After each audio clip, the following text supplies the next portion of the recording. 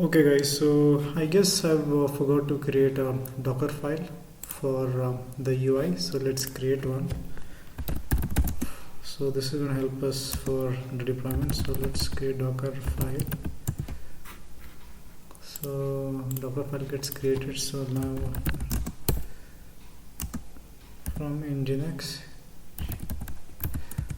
copy current working directory to.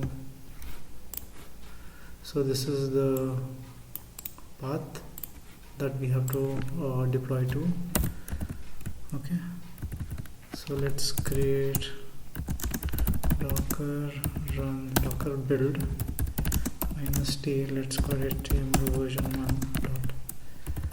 Now let's create docker run -d -port of let's say 8080 to 80.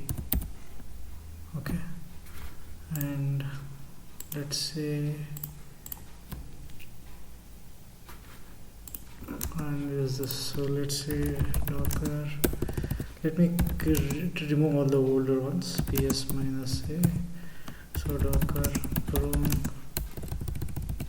sys system prone y docker images docker rmi.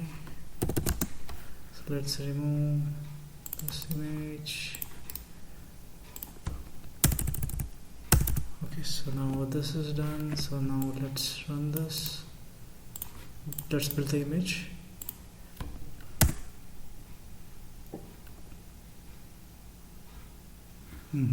So now let's run this with the image ID. So docker images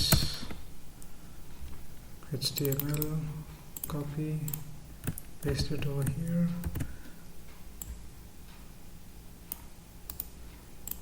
Is there a dot? No. Paste.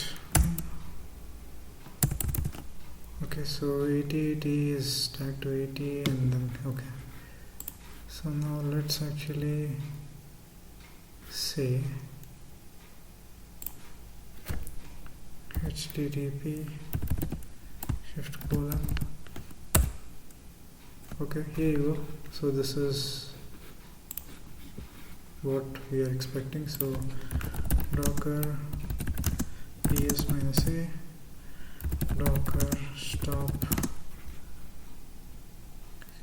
container.